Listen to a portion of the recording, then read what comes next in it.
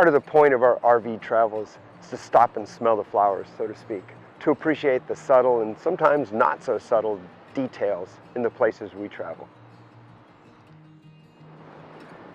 We're on a photo safari in and around Santa Barbara, California with this Tamron 18-400 all-in-one zoom lens.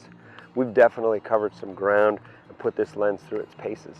And it's been a banner year for wildflowers and butterflies in SoCal, so we're going to go test the macro capabilities of this lens.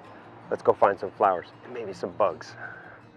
But first, a side trip to get a little wonky. The effective macro ratio of this lens is a little better than 1:3. In other words, at 400 millimeters, at minimum focus distance of about 18 inches, we'll get about 2.5 inches of subject onto our 0.93 inches of sensor on this Nikon D7200. While true macro is 1:1, I'm finding this lens to be excellent in most situations, especially when it saves me the effort of carrying a separate macro dedicated lens. So here's a few tips to consider that will help make your macro images the best they can be. Maybe one of the most important concepts is to adjust your angle of view so you're shooting at an angle that's level with or below your subject. It puts the viewer in the subject's environment and draws them into the photograph. It's important to be patient with macro photography. If you're shooting critters in their natural environment, you may want to watch them to see if they're interesting behaviors or if they're moving to a more favorable spot for pictures. Tripod or a monopod is a great tool for macro photography. Sometimes your viewing position will be very awkward. Not having to hold the camera while you're contorting your body will allow you to keep the subject framed and give you a better chance at capturing the perfect moment of light or activity. Manual exposure will be your friend for close-up photography. Sometimes depth of field is a good thing, and sometimes you'll want to keep depth of field narrow to emphasize a specific center of interest. Manual exposure will allow you complete control of that. Manual focus may seem old school, but with macro images, it's the only way to go. Autofocus on most cameras and lenses today is pretty amazing, and this Tamron is about as good as any, but when you're dealing with the very narrow depth of field of macro photography, there's often no substitute for manual focus.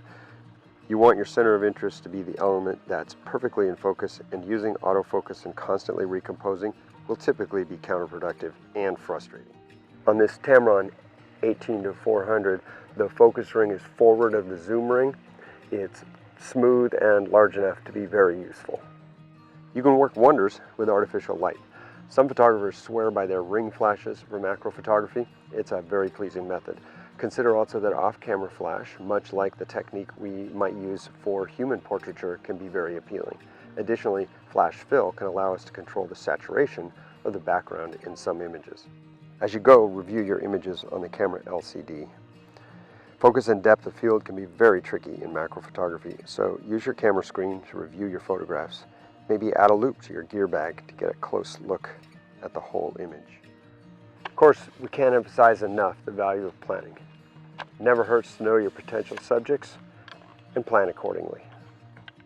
Some flower species only open their blooms in bright sun conditions, for example, and some insects or amphibious species will only be active at the beginning or end of the day. Knowing some of these kinds of things may help you to time your excursions for best results. And my own granddaddy of all the photo tips is simple curiosity. Personally, it's what drives me in photography in general, and especially in macro photography. There is no end to the wonders of the natural world, and being curious about the whys and whens and what ifs will drive you to explore the close-up world that most folks don't take the time for. We sure hope you're enjoying our photo safari with the Tamron 18-400 all-in-one zoom lens. From low light and magic light photography to our visit to the zoo, we've jumped the Tamron through some hoops and captured some pretty nice images along the way. Stay with us though as we head home and tie it all together, recapping our travels with one final episode. If you want to catch some great articles about all things RVing, please subscribe to Trailer Life or Motorhome Magazine, or visit us at trailerlife.com and motorhome.com. And please do subscribe to our channel and feel free to leave your comments below. We love to hear what you think of our videos.